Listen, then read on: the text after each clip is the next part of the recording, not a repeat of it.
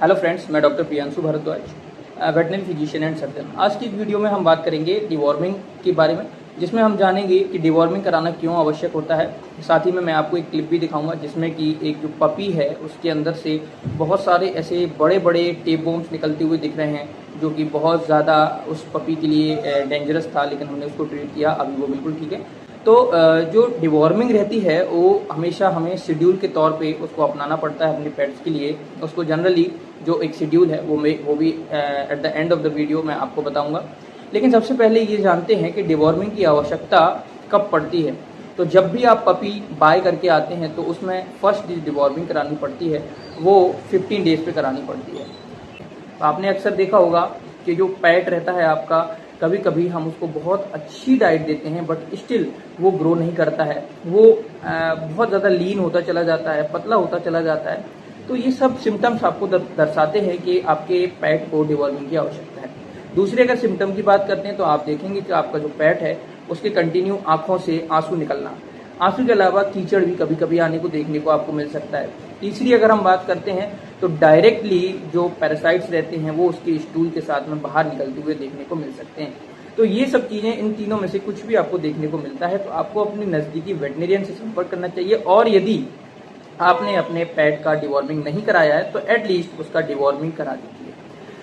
इसके बाद में अब आपको मैं एक क्लिप दिखाने जा रहा हूँ जो आप देख के हैरतअंगेज हो जाएंगे। ये पेट है, पपी है छोटा सा, जो बेसिकली सिर्फ 45 डेज का है और उसमें से इतने बड़े बड़े टेपबोम्स निकलते हुए आपको दिख रहे होंगे।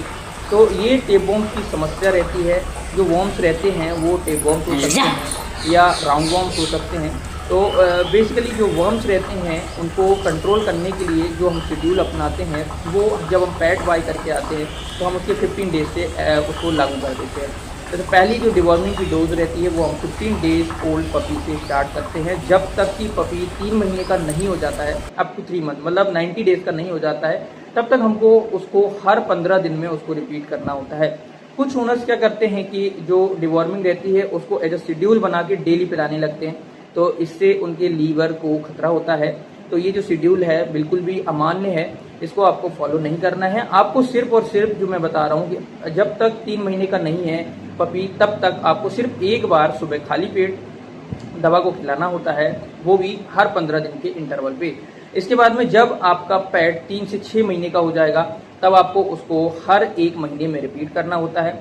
जब 6 महीने से ऊपर हो जाता है तब तक लाइफ टाइम तक हम उसको हर 3 महीने में डिवॉर्मिंग शेड्यूल रिपीट करते हैं।